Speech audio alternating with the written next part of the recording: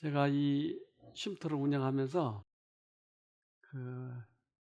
어떤 사람이 치료가 잘 되고 또 어떤 강의를 했을 때 사람들이 많이 회복이 된다 이런 것들을 계속 점검하면서 해요.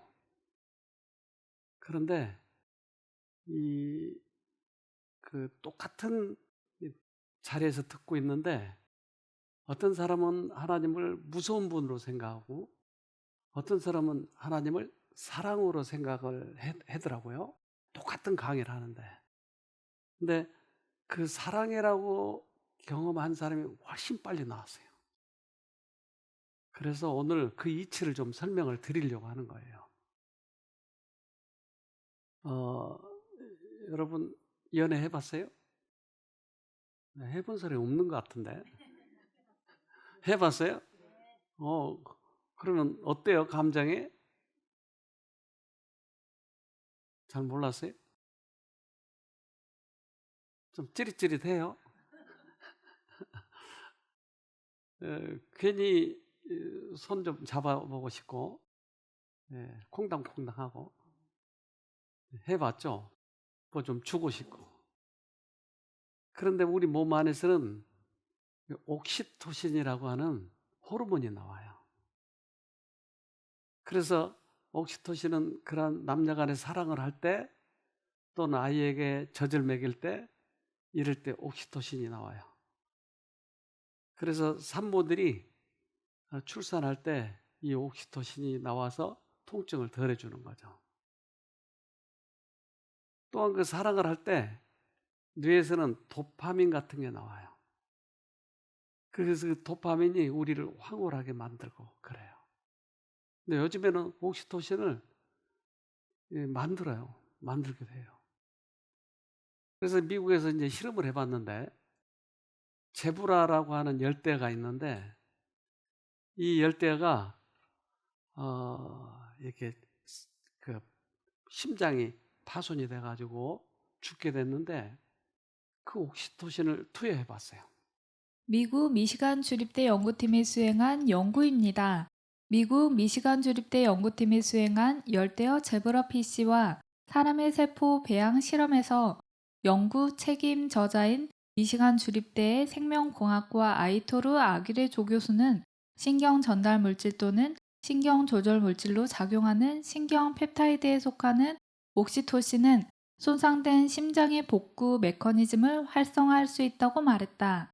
이는 심장 재생 치료의 새로운 가능성을 보여준다. 그러니까 옥시토신이 심장을 재생시켜주네요. 굉장한 효과예요. 여러분 그런 약이 요즘 어디 있어요? 심장을 회복시켜주는?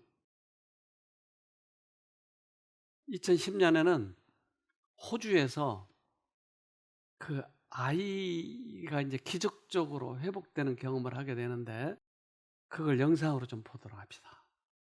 2010년 3월 호주 시드니에서 태어난 귀여운 쌍둥이 남매. 그러나 안타깝게도 한 아기는 사망했습니다. 태어난 지 20분 만에 내려진 사망 선고. 27주 만에 태어나 몸무게가 1kg도 안 나가던 아기는 그렇게 엄마 곁을 떠났다.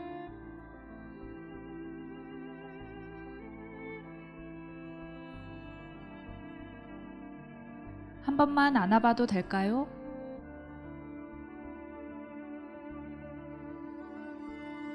엄마는 환자복을 벗고 축 처진 아기의 작은 몸을 감싸 안았다. 그리고 작별 인사를 나누기 시작했다. 엄마의 심장 소리가 들리니 엄마는 너를 많이 사랑한단다. 바로 그때 나타난 생명의 기적. 사망 선고를 받은 아기의 몸에서 작은 움직임이 느껴진 것. 급히 달려온 의사는 숨진 아기의 반사 행동일 뿐이라 했지만 포기할 수 없는 엄마는 아기를 품에 안은 채 모유를 건네기 시작했고 2시간 뒤 눈을 뜬 아기는 작은 손을 뻗어 엄마의 손가락을 잡았다. 어머니의 포옹으로 숨진 아기가 기적처럼 살아났다. 콩닥콩닥 심장과 심장이 만나는 소리. 바로 그 소리에서 기적이 시작된다. 우리는 막연했던 그 사랑, 보이지 않지만 상대방에게 전달되는 그런 사랑의 힘, 이것이 실제적이었던 것이에요. 그래서 우리 마음에 사랑이 있으면 상대방에게 전달이 되는데, 이걸 사람들은 요즘에 잘 활용해 가지고 여러 가지 병을 고치고 있어요. 예를 들면 자폐 아이는 사람과 사람의 눈을 마주치지 못해요. 그런데 이 자폐 아이에게 옥시토신을 투여해 봤어요. 프랑스 신경과학인지센터의 안젤라 시리구 박사는 자신에게 호의적이거나 적대적인 상대를 구별하지 못했다. 사회성이 결여됐기 때문이다. 옥시토신을 흡입하자 적대적인 상대를 멀리했다. 옥시토신은 사람의 눈도 바로 바라볼 수 있게 했다. 자폐 환자는 사람의 눈을 똑바로 보지 못하고 턱이나 입을 바라본다. 시선도 자주 바꾼다. 근데 이 아이가 눈을 마주치는 거예요. 그러니까 사랑이라고 하는 호르몬이 들어가게 되면 우리 몸에 변화가 일어나는 거예요. 그러니까 보이지 않지만 사랑은 반드시 뭔가 효력이 있더라 하는 거죠. 요즘에 여기도 종종 오는데 거식증 환자, 이 자기가 뚱뚱하다고 생각해가지고 밥을 안 먹고 그렇게 거식증 환자, 이런 사람들이 거식증 환자인데, 거식증 환자에게 이 옥시토신을 투여해 봤어요. 그래서 이제 오른쪽에 있는 사람이 왼쪽처럼 바뀌었는데요. 거식증도 마음의 병이다. 몸매가 정상인데 자신의 눈에는 뚱뚱하게 보인다고 음식을 거부하기 때문이다. 주로 청소년들이 걸리는데 전 세계적으로 수백만 명의 환자가 있다. 그럼에도 제대로 된 치료제는 없는 상황이다. 인제대 서울백병원 김일리 교수와 영국 킹스 칼리지 자넷 트레저 교수 연구진은 옥시토신으로 거식증 환자의 마음을 바꿀 수 있음을 입증했다. 자, 그러니까 뭔가 이 보이지 않지만 이 호르몬이 흐르게 되고, 또 우리들의 그 영향력이, 사랑의 영향력이 미치게 되는 것이에요. 그래서 여기에 28살 먹었던 아가씨가 왔어요. 나이가 지금 정확지 않은데 제가 기억을 못하고 있습니다.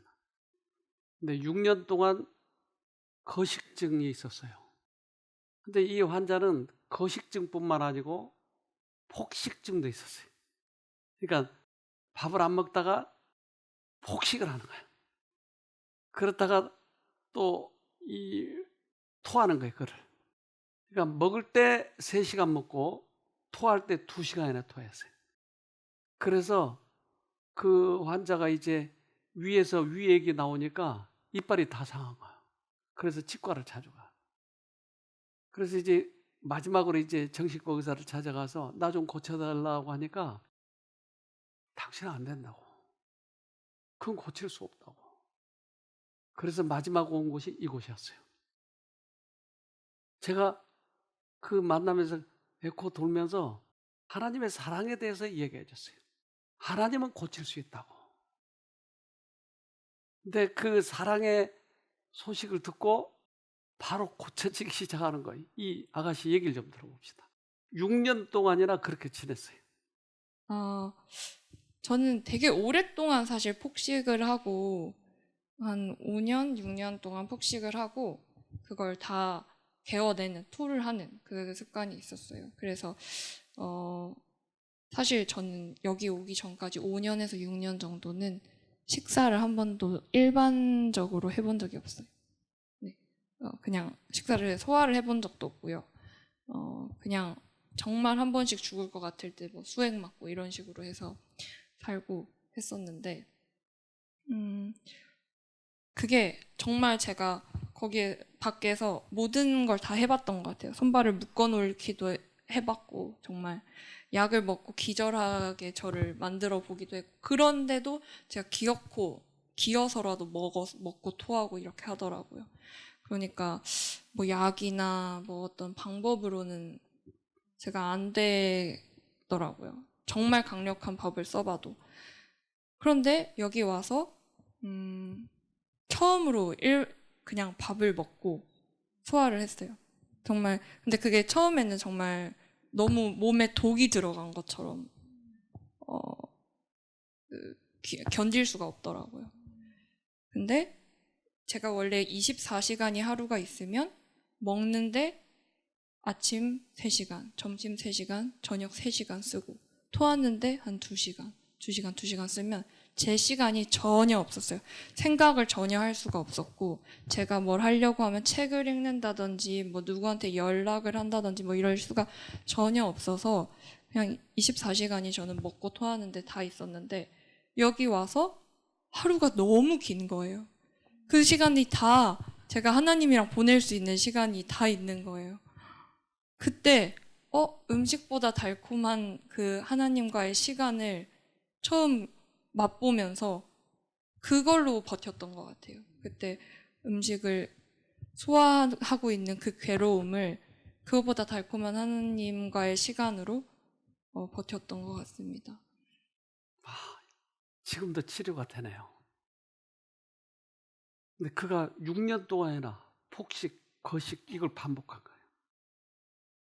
그래서 하나님의 사랑이 실제적으로 우리에게 들어오면 우리의 여러 가지 병들이 회복된다고 하는 것을 입증하는 것이에요. 하나님의 은혜로 말미암아 새롭게 된 마음에는 사랑이 모든 행위의 원칙이 된다. 사랑은 품성을 변화시키고 감정을 지배하고 정욕을 제어하고 증오심을 사라지게 하고 성정을 고결케 한다. 이 사랑은 사람의 마음에 품으면 그것이 생애를 유쾌하게 하고 주위에 있는 모든 사람에게 정확히 하는 감화를 끼치는 것이다. 사랑은 품성을 변화시키고 감정도 제어하고 정욕도 제어하고 폭식도 제어하고 할 수 있다고 하는 거예요. 그러니까 이 사랑을 무시하니까 원칙만 가르치는 거예요. 이스라엘 백성들은 그 원칙에 충실했어요. 율법을 얼마나 잘 지킨지 몰라요. 지금도 이스라엘은 그 토요일이 되면 안식일이 되면 택시도 안 타요. 택시 하면 일하는 거니까. 엘리베이터도 층층마다 저절로 서요. 왜? 누르면 일이니까. 원칙은 있지만 사랑이 없는 거예요. 루마니아에서 2차 대전 때 고아원에서 실험 아닌 실험을 해봤어요. 그 고아원에는 엄마가 없잖아요. 그거 한번 봅시다. 실제로 제2차 세계대전 당시 부모와 떨어져 고아원에서 자란 아이들은 상당수가 뇌발달 장애를 보였다.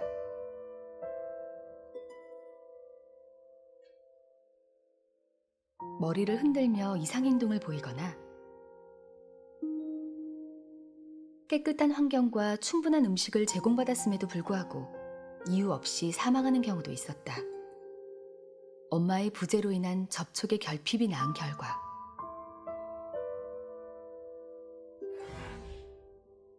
고아원에서 충분한 접촉을 받지 못한 아이들은 성인이 된 후에도 기억과 언어를 관장하는 축두엽 등 뇌의 특정 영역이 제대로 발달하지 못했다. 사랑이 뇌도 발달시키네요.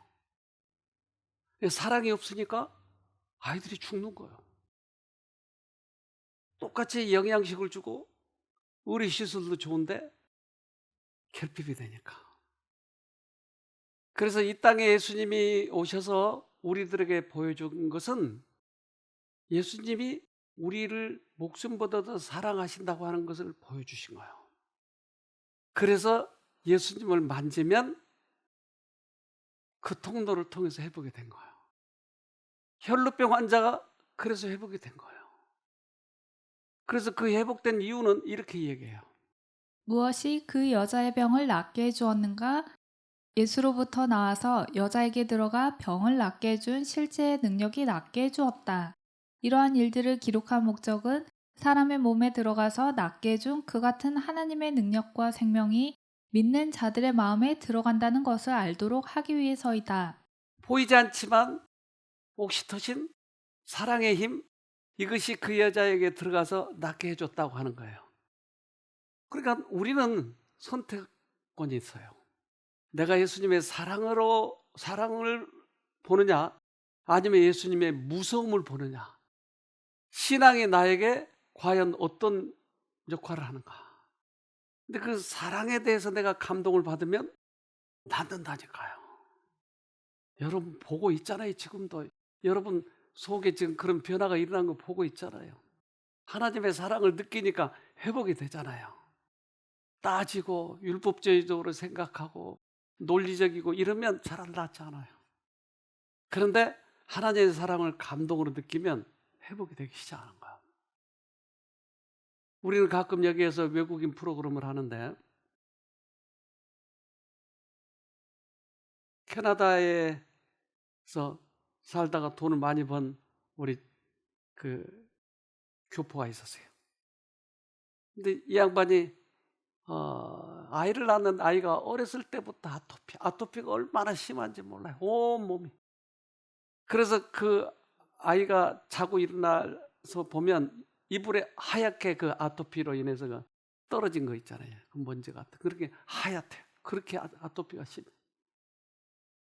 근데 그 아이를 말레이시아에 가서 환경이 가장 좋은 곳이라고 해서 거기서 했는데 거기 잘 낫지 않는 거예요. 근데 그 말레이시아 그 요양원 원장이 너는 한국 사람인데 한국 쉼터로 가라. 거기는 가면 많은 사람들이 낫는데 왜 여기 왔냐. 그래서 한국에 왔어요. 근데 그 아토피가 있다고 또 더 구박한 거예요. 공부도 못한다고 구박하고. 그래서 정학도 맞고. 그러니까 이 아이는 자기가 공부를 못하고 싶어서 못한 게 아니고 이게 안 되니까. 그런데 더 구박하고. 근데 이 아이의 질병의 꽤 많은 부분은 우리들의 부모의 유전이 50% 정도 되잖아요. 나머지 50%는 환경인데 결국 자기 유전자가 또 자기가 환경을 만들었기 때문에 부모의 책임이 상당히 큰 거예요. 그런데 아이만 구박한 거예요. 여기 와서 이것을 깨달았어요. 엄마가 얼마나 울던지. 아빠가 처음으로 이것을 깨달은 거예요. 신앙은 여러 종교를 거치면서 여기까지 왔는데 이분이 처음으로 깨달은 거예요. 근데 아이가 간증을 하더라고요. 한번 들어봅시다. 저는 아토피가 있습니다. 이 병은 만성 스트레스가 원인이 되었습니다. 제가 밤에 잠을 자지 못합니다. 잠을 제대로 잘 수 없어 성격이 급해졌습니다. 그리고 아버지는 저에게 자주 화를 내시곤 했습니다. 또한 아버지뿐 아니라 엄마도 그러셨습니다. 제가 제 나이에 비해서는 굉장히 작은데 그 이유는 제가 밤에 잠을 자지 못하기 때문입니다. 이러한 상황으로 인해 공부도 소홀해졌고 그래서 때로는 제가 정말 엉엉 웁니다. 나는 왜 이 병을 가지고 이렇게 살 수밖에 없을까? 그리고 제가 얼마나 말썽을 부렸는지 학교에서 일주일 동안 정학당한 적도 있었습니다. 그래서 내가 이제 바뀌어야지 했어요. 이게 너무 스트레스여서 제가 정말 많이 울었습니다. 이제는 제가 새로남 쉼터에 오게 되었어요. 제가 여기 새로남에서 하루하루 지내면 지낼수록 강의가 점점 더 좋아지고 그리고 여기 있는 사람들이 더 좋아지고 여기가 점점 좋아지게 되었습니다. 원장님이 말씀해 주시기를 왜 너가 피부병이 있는지 이제 그 이유를 알게 되었다. 이 피부병은 스트레스로 인해 생긴 자가 면역 질환이라는 것을 알려주셨습니다. 새로남 쉼터에서 들은 많은 간증들은 저에게 큰 감동을 주었습니다. 감사합니다. 스트레스였어요. 그래서 부모가 깨닫고 부모가 돌이키면 꽤 많은 아이들이 회복되는 것을 봤어요. 그래서 우리는 여기에서 학생 프로그램 할 때 부모 학생 프로그램을 해요. 왜냐하면 학생만 데려다 놓으면 효과가 별로 없어요. 근데 부모하고 같이 오니까 효과가 아주 좋았어요. 부모들이 돌이키니까 부모가 아이에게 미치는 영향이 크니까 어떤 이 3박 4일을 하는데 그 기간 동안에 굉장히 많이 좋아지는 거예요, 아이들이. 어떤 아이들은 오랫동안 중독에 빠졌는데, 게임 중독, 도박 중독 이런 게 빠졌는데 그 3박 4일에 끊는 거예요. 원칙을 이해하니까. 그래서 그리스도께서 주시는 이 옥시토신, 사랑의 능력은 사람을 변화시키는 거예요. 그리스도께서 온몸을 통하여 나누어 주시는 사랑은 하나의 생명력이며 뇌, 심장, 신경 등과 같은 모든 중요한 부분은 치료하는 일을 촉진시킨다. 옥시토신이 실제적인 것처럼 그리스도의 사랑은 실제적인 것이에요. 그래서 우리는 어느 쪽을 선택하느냐, 우리에게 자유의지가 있잖아요. 그러니까 오늘 하나님의 사랑에 몰입을 해보세요. 그럼 그 일이 내게 일어나는 거예요. 여러 가지 따지지 말고. 따지는 것은 의미가 없어요. 그것은 유대인들이 다 해봤잖아요. 율법주의적으로 그렇게 그들은 평생 그렇게 살았지만 구원을 못 받았잖아요. 근데 그리스도의 사랑은 사람을 변화시키는 거예요. 이 가족이 얼마나 달라졌는지 몰라요. 얼마나 행복해하는지 몰라요. 그리고 그 아토피가 그렇게 나아버린 거예요. 하나님께서는 지금도 살아계시기 때문에 얼마든지 그 일을 하실 수 있는 거예요. 나중에 이제 부모 학생 프로그램에도 다시 와서 참석했는데 편지 주고받기를 하는데 그 아이가 다시 편지를 썼어요. 아빠에게 아빠를 위해 하실 하나님의 확실한 역사, 저를 이번 캠프에 오게 해주셔서 감사합니다. 다가오는 새해에는 우리 가족이 하나님의 새로운 섭리를 경험하는 한 해가 되기를 바랍니다. 우리가 모든 걱정과 긴장을 내려놓을 때 우리의 작은 믿음은 큰 확신이 되어줄 거예요. 아빠, 우리 그저 하나님의 손안에서 쉬도록 해요. 그럼 반드시 이곳 강의 통해 하나님이 우리를 축복하실 거예요. 이걸 깨달았어요, 아이가. 가족은 뗄래야 뗄 수 없어요. 그런데 이 아이가 어렸을 때부터 사랑으로 키워지잖아요. 그러면 나중에 걔가 성장하고 이제 어른이 되고 엄마 아빠는 늙어요. 그러면 어렸을 때부터 사랑으로 키워졌으면 배운 대로 엄마 아빠가 늙었을 때 엄마 아빠에게 사랑으로 대하는 거예요. 어렸을 때부터 이 죽일 놈아, 이놈아 왜 말 안 들어? 이러면 이제 우리가 늙었을 때 엄마 죽일라며 죽일래. 나중에 그런 대접을 받을 거예요. 배운 대로 하니까. 가정의 분위기가 항상 자녀의 마음에 생생하게 남아있어서 그들의 유년 시절의 가정을 하늘 다음가는 화평하고 행복한 곳으로 회고하게 해야 할 것이다. 그리하면 성년이 되어 그들의 차례가 될 때에는 그들이 부모에게 안위와 행복을 주고자 노력할 것이다. 그래서 우리는 이 사랑을 나눠준다고 하는 것은 얼마나 중요한지 몰라요. 그러면 그 아이들로부터 우리가 사랑을 받게 될 것이에요. 주님의 사랑은 말로 표현할 수가 없어요. 주님이 만드신 닭 보세요. 자기는 피를 맞으면서 병아리를 모아놓는 거예요. 그 피가 저렇게 오는데도 저 닭을 누가 만들었겠어요? 하나님 만드셨잖아요. 그래서 이스라엘 백성들이 하나님을 배반하고 멀리하고 그러니까 노마글의 침공을 받아가지고 이스라엘이 예루살렘 멸망을 하게 되는 거예요. 그래서 그때 예수님께서 이렇게 말씀하세요. 마태복음 23장 37절 예루살렘아 예루살렘아 선지자들을 죽이고 내게 파송된 자들을 돌로 치는 자여 암탉이 그 새끼를 날개 아래 모음같이 내가 네 자녀를 모으려 한 일이 몇 번이냐 그러나 너희가 원치 아니하였도다. 그래서 그 신앙으로 돌아오도록 배반치 말고 돌아오도록 얼마나 예수님이 외쳤는지 몰라요. 그래서 예수님이 이 땅에 오셔서 2번 오셨는데 한 번은 이 나사로가 죽었을 때 그 나사로가 다시 살렸을 때 유대인들이 다시 죽이려고 모략을 꾸미고 그랬을 때 그 악함을 보시고 우셔요. 한 번은 이 예루살렘. 예수님은 그렇게 완전히 떠나는 것을 보고 너무나 슬퍼하시는 거예요. 우리 예수님께 돌아가도록 합시다. 사랑으로 돌아가자고요. 예수님은 절대 우리를 벌을 내리시지 않아요.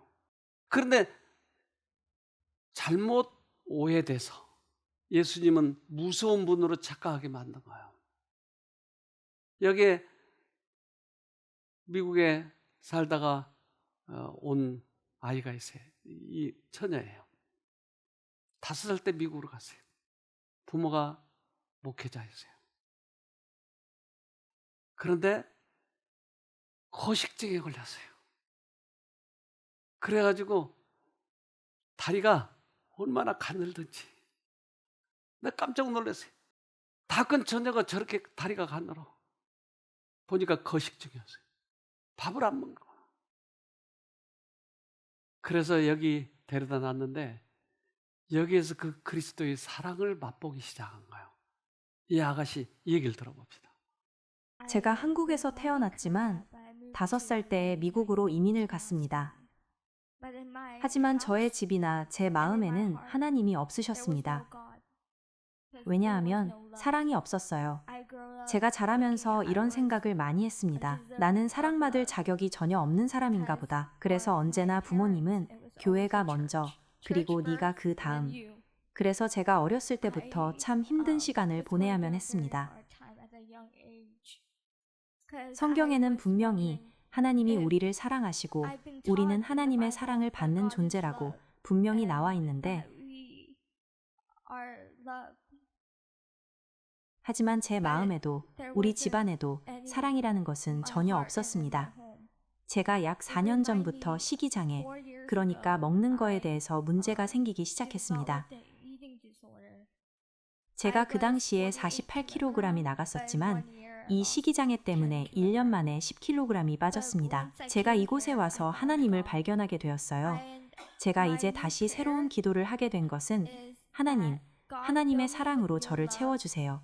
하나님의 사랑이 저에게 차고 넘치게 하여 주세요. 제가 오늘 오전 강의를 통해서 내가 용서해야 한다는 것을 배우게 되었습니다.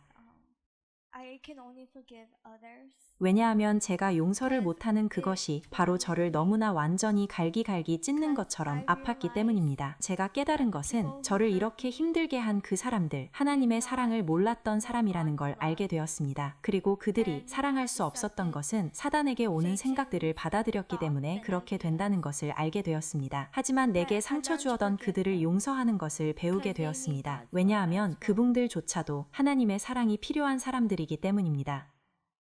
와, 용서를 하네요. 자기를 그렇게 만들었지만 하나님의 사랑은 부모를 용서하게 된 거예요. 그래서 하나님의 사랑이 우리들의 영혼의 햇볕이 비춰질 때 사람이 달라지기 시작하는 거예요. 하나님의 사랑의 햇빛이 어두운 영혼의 밀실을 비출 때 불안한 염려와 불만은 사라지고 흡족한 기쁨이 정신에 활력을 주고 육체의 건강과 힘을 줄 것이다. 사랑은 확실히 에너지가 있는 거예요. 그 에너지가 우리에게 들으면 불안을 없애주는 거예요. 우리들의 심령을 바꿔주는 거예요. 그런데 그것이 실체적인 건데도 왜 이것들이 많이 감춰져 있고 율법만, 냉정함만 왜 그렇게 교회에서 전달이 되는지 모르겠어요. 사랑은 너무나 크고 넓고 깊이 들어갈 수가 있어요. 얼마나 달라졌는지 몰라요, 그 아가씨가. 그래서 하나님이 우리가 눈에 안 보이니까 하나님을 보게 해주기 위해서 또 한 분의 하나님이 인간으로 오셨어요. 왜? 사람에게 보여주려고. 하나님을 잘 모르니까 하나님을 직접 보여주기 위해서 인간이 돼가지고 오셨어요. 여러분 그분 아시죠? 네. 근데 그분이 어떠신 분인지를 3년 반 동안 우리에게 보여주셨어요. 그러니까 3년 반 동안 그분의 생애를 보면 여러분 그 예수님이 누굴 때리든가요? 누구 죽이든가요? 3년 반이나 보여주셨는데 왜 자꾸 우리가 오해하는지 모르겠어요. 그래서 예수님을 프리즘을 통해서 비춰보면 햇볕을 통해서 비치면 색깔이 빨주노초 파남보 이렇게 나오듯이 예수를 프리즘을 통해서 넣어가지고 비춰보면 뭐가 나올까요?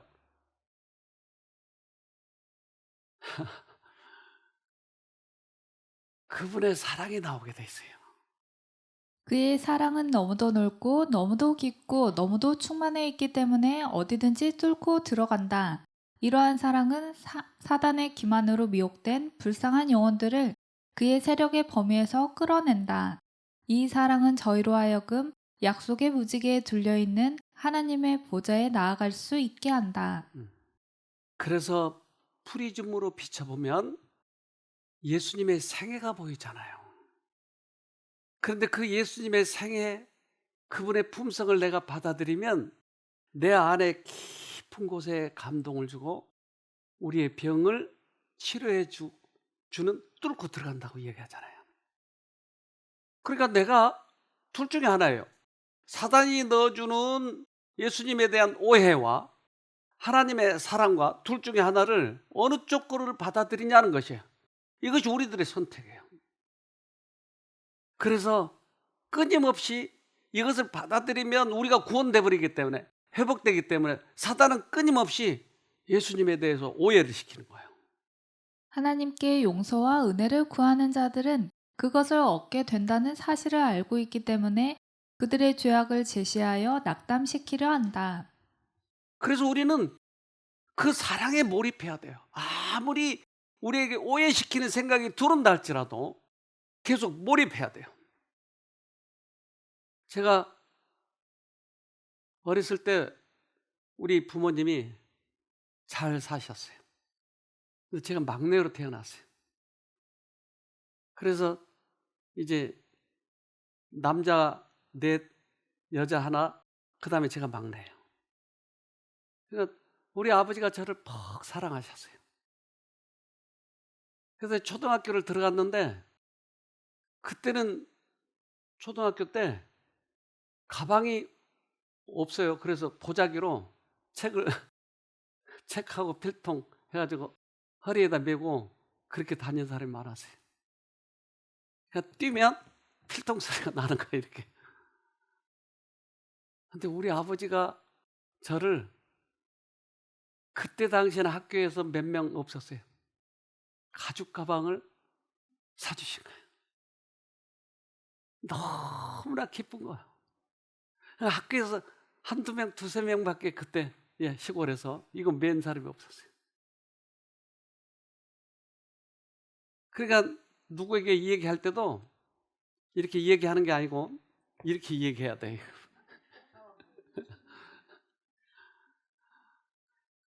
나는 그런 사람이라는 거지.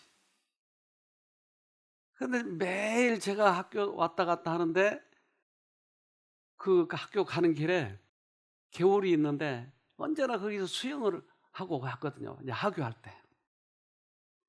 근데 그날은 가방이 있으니까 수영을 못 하겠더라고요. 이거 누가 가져가 버리면 큰일 나니까.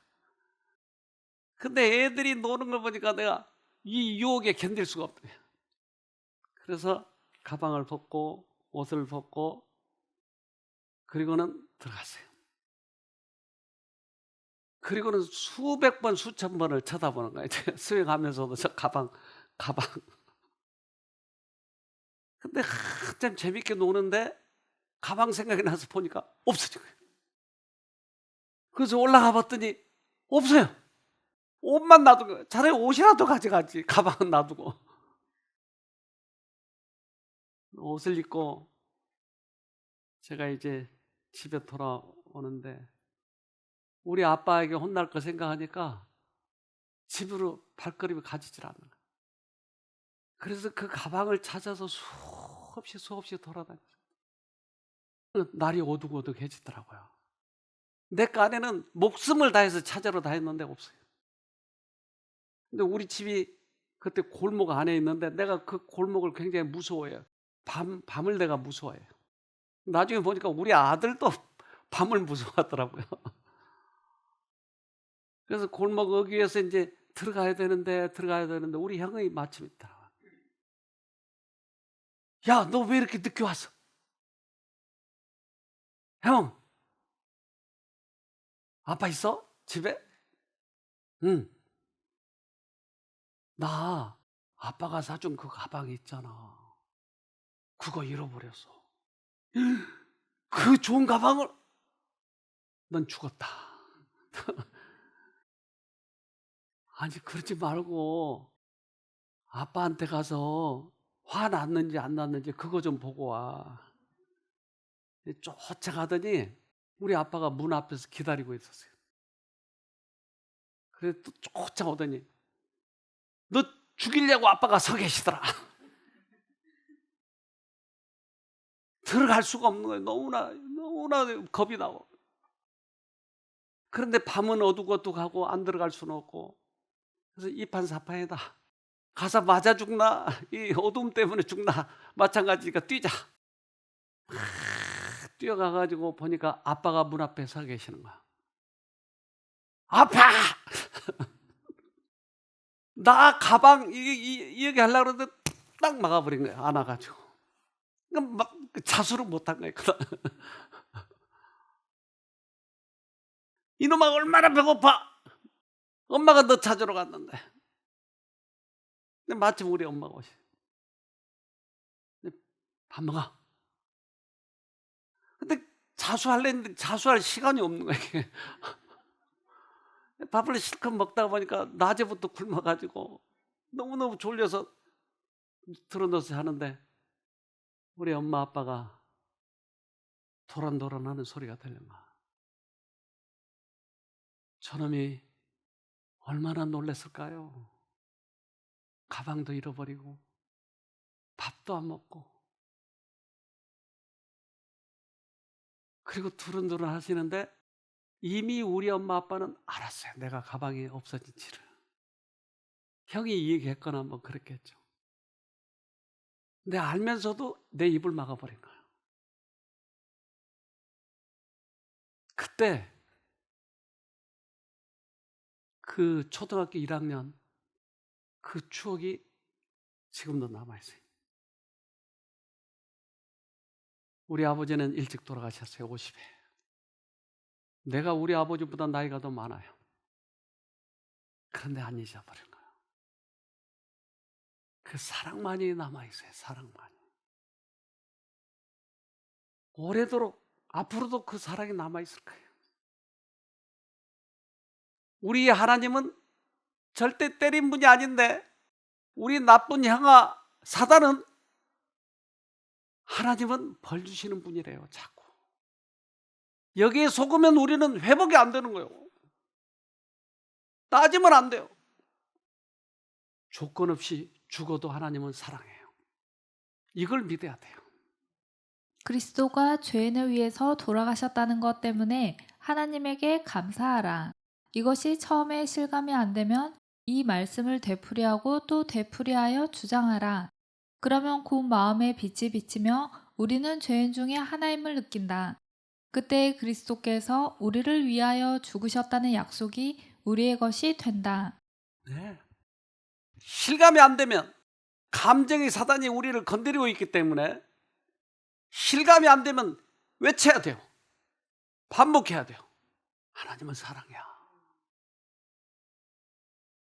그런데 이 감정을 가지고 사단이 건드리기 때문에 오해시키면 넘어가 버린 거예요. 넘어가 버리고. 내가 병에 걸리면 가장 먼저 든 생각이 하나님이 찾구나. 내가 뭐 했더니 이렇게 되네. 바로 이 생각이 돌아버려요. 사단은 바로 우리에게 아니요. 하나님은 절대 치시지 않아요. 우리는 주장을 해야 돼요. 하나님은 사랑이라고. 이거 실패하면 여러분 모든 것은 실패해요. 실패하면 안 돼요. 우리는 구원을 받아야 되니까. 야생에 가면 초원들쥐하고 들쥐가 있어요. 그게 유전자가 99.9%가 똑같아요. 그런데 초원들쥐와 이 산들쥐는 달라요. 뭐가 다르냐면 초원들쥐는 바람을 피는데 산들쥐는 일부 일체예요. 99.9%가 같은데 왜 틀린가? 이걸 연구했어요. 초원들쥐와 산들쥐를 대상으로 한 연구가 있다. 초원들쥐는 평생 한 마리의 파트너와 짝이 되어 살아가는 반면 산들쥐 수컷은 살면서 여러 마리의 암컷과 교미를 하고 어미든 새끼든 돌보지 않는다. 이 두 종의 쥐는 유전적으로 99% 같지만 산들쥐와 초원들쥐는 옥시토신과 바소프레신에서 차이를 보인다. 초원들쥐는 두 호르몬이 정상적으로 작용하는 반면 남봉꾼인 산들쥐에게는 이 두 호르몬을 받아들이는 수용체가 없어 호르몬이 분비되어도 작용하지 않는 것이다. 제가 아까 거꾸로 얘기했네요. 초원들쥐는 바람 피지 않고 산들쥐는 바람을 피워요. 그런데 왜 그럴까? 하나가 차이가 나는데 그것은 옥시토신을 수용하려는 수용체가 없는 거예요. 그러니까 산들쥐는 수용체가 없으니까 옥시토신이 와도 바람 피는 거예요, 계속. 그런데 초원들쥐는 이 수용체가 있으니까 이걸 받아들이니까 흡족한 거예요. 우리에게 뭐가 없어요? 수용체가 없어요. 예수님의 사랑을 받아들이는 수용체가 없어요. 그러니까 예수 믿어도 그만, 안 믿어도 그만, 감동이 없는 거예요. 우리에게 수용체가 없는 거예요. 만약에 이 수용체가 작동이 되면 우리는 사람이 달라지는 거예요. 예수 없이는 못 사는 거예요. 거기서 오는 그 옥시토신만이 나를 흡족하게 시켜주더라고요. 저도 세상 뭐 여러 가지 다 해봤잖아요. 돈도 벌고 별의 직장 생활도. 거기에서 오는 그것이 내 이 수용체를 자극하지 못했어요. 근데 그리스도께서 주신 이 사랑을 내가 받으니까 목숨을 거는 거예요, 사실은. 내가 돈 많이 벌었어요? 그렇지 않아요. 근데 흡족한 거예요. 여기에 우리 대장암, 암에 걸렸는데 수술을 했는데 또 다시 재발해가지고 말기가 되어버린 거예요.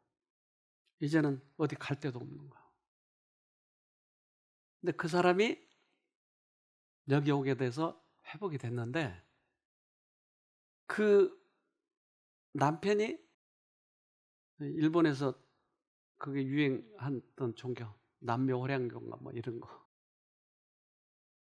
그런데 부인이 회복이 되는 걸 보니까 이분이 감동이 된 거예요.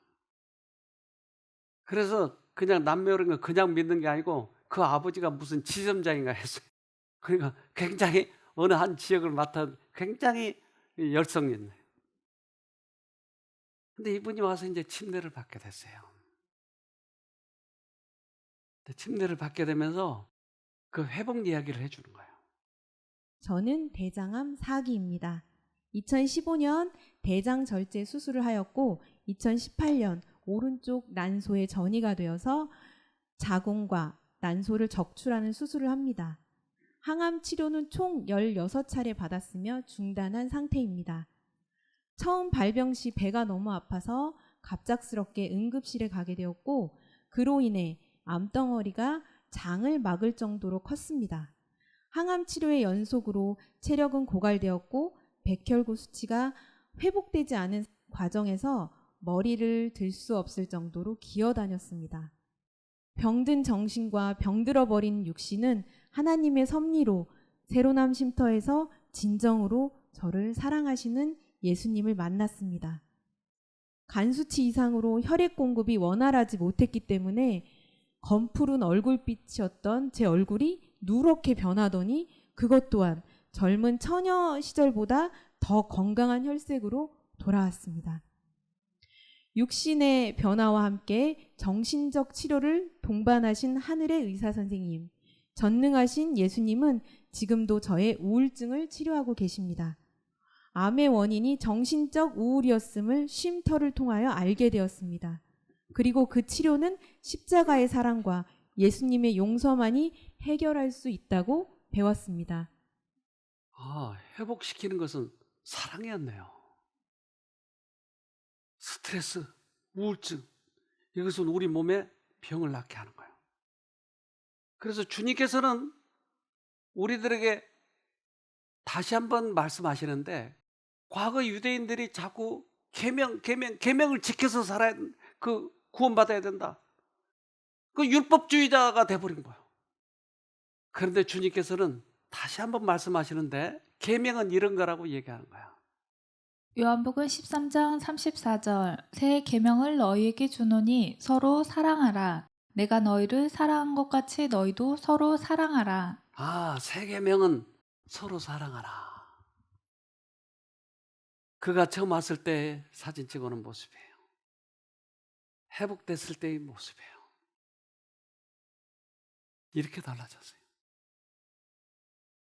근데 그 아이가 초등학교 때인데 엄마가 이제 병원에 입원해야 되고 또 항암제 해야 되고 그러니까 아이를 돌볼 수가 없어서 이모 집에다 맡겨놨어요. 그런데 그 아이가 요즘에 지금 고3이 됐는데 그 초등학교 때 얘가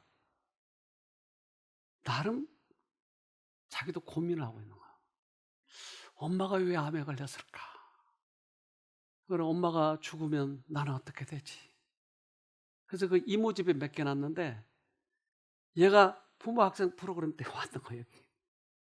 그러니까 그동안에 하나님을 안 믿었고 엄마의 병 때문에 무척 고민하고 있었던 거예요. 어린아이들도 이 고민해요, 여러분. 그런데 여기 와서 회복되는 모습을 보고 얘가 마음이 풀어지기 시작하는 거예요. 근데 그것이 첫 번째 고민이 뭐냐면 내가 엄마 말을 안 들어서 엄마가 성질 나가지고 암이 생겼다라고 생각한 거야, 아이가. 근데 이 편지를 한번 들어봅시다. 이모네 집에서 말없이 학교를 다니고 기약 없이 엄마 아빠를 기다리게 해서 미안해. 인생의 위기의 순간에 오직 남편에게만 의지한 채 나의 목숨을 지키고 싶었던 엄마의 실수를 용서해 주겠니? 다시 몸이 쇠약해지고 쉼터에 입소해서 3개월간 떨어져 지내며 너는 어떤 시간을 보냈을까? 엄마는 살아가는 이유를 찾고 싶었고 그것이 진정 예수님이라는 걸 알았어. 그분을 만나지 않으면 죽음의 늪에서 빠져나올 수 없다고 무릎 꿇고 간절히 기도했단다. 그리고 이제는 엄마의 기준으로 너를 판단하기보다 먼저 예수님이라면 시우에게 어떻게 말하셨을까 기도하는 엄마가 되도록 노력할게. 엄마가 주고 싶은 사랑이 아니라 온전한 예수님의 사랑을 나눌 수 있길 기도할게. 엄마, 제가 엄마께 관심도 없고 또 짜증만 내고 또 엄마 힘들게만 하고 해서 결국 엄마가 8살 때 대장암에 걸렸잖아요. 그래서 엄마가 도와준다 하고 또 짜증만 내서 엄마 병도 악화되고 그때 요양원을 알게 돼서 가고 여기까지 왔잖아요. 그 안에서도 하나님이 인도한 것인데 죄송해요. 항상 짜증만 내고 도와준 거 하나 없어 죄송해요. 받은 거 있을 때도 감사하는데 표현을 잘 못해서 또 표현도 못하고 그래서 죄송해요. 그리고 감사해요. 사랑해요. 근데 그 아이가 오해하고 있었잖아요. 내가 짜증난 것 때문에 엄마가 병에 걸렸잖아요. 근데 이 아이가 저렇게 컸어요. 근데 침례를 받을 때 그 침례 서약서에 이렇게 썼어요. 침례를 결심하게 된 이유는 아무래도 엄마의 치유인 것 같다. 왜냐하면 나에겐 엄마가 큰 존재였다. 그런데 어느 날 엄마가 대장암으로 죽을 수 있다는 소식을 듣고 나에겐 큰 충격이었다. 엄마가 새로운 암 쉼터에 가서 천천히 회복되는 모습을 보자 안도가 되었고 엄마를 치유해 주신 하나님을 만나보고 싶었다. 그러면서 엄마와 아빠가 침례를 받는 모습을 보고 나도 침례를 받아야겠다는 생각을 하게 되었고 침례를 받은 후 진심으로 하나님을 만나보고 싶다. 그 아이, 엄마가 만약 죽었더라면 그 아이 어떻게 됐을까요? 이 사랑도 알 수 없고. 그래서 엄마는 꼭 살아있어야 돼요. 엄마는 그 뒤로 얼마나 건강하게 그렇게 회복되어서 살아가는지. 그들은 그분의 사랑과 치료의 복음의 빛을 널리 비추어야 하였다. 그리고 구주께서는 당신이 언제나 그들과 함께 계시겠다고 약속하셨다. 그분께서는 성령을 통하여 그분께서 사람들 사이를 직접 걸어 다니시던 때보다도 그들과 더욱 가까이 계실 것이었다. 그래요.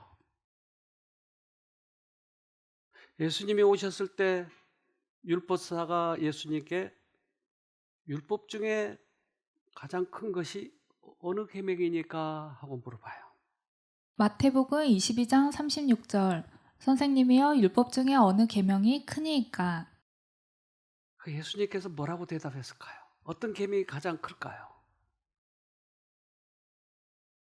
예수님은 한마디로 이야기하면 사랑이에요, 사랑.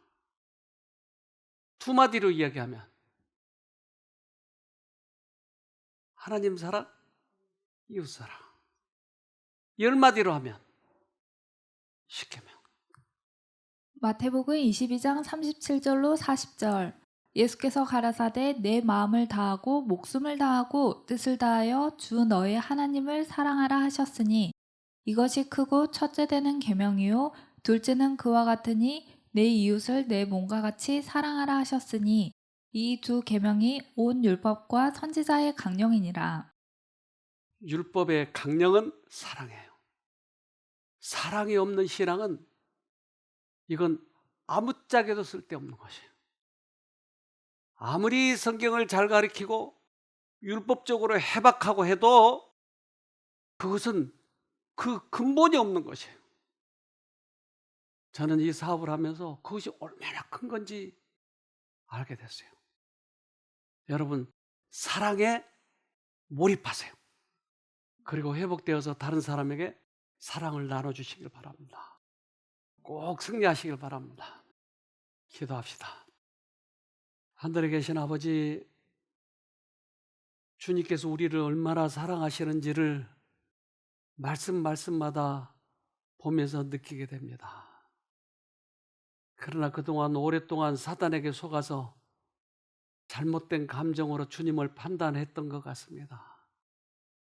이제 주님께 분연히 돌아갈 수 있도록 도와주시고 그 사랑이 우리를 붙잡아 주셔서 우리도 회복되지만 많은 사람들에게 이 사랑을 전할 수 있도록 도와주시옵소서. 우리 가정이 하나 되게 도와주시옵소서. 그래서 사랑으로 똘똘 뭉쳐서 가장 아름다운 소천국을 이루는 우리 모든 가정이 되도록 축복해 주시옵기를 예수님 이름으로 기도합니다. 아멘.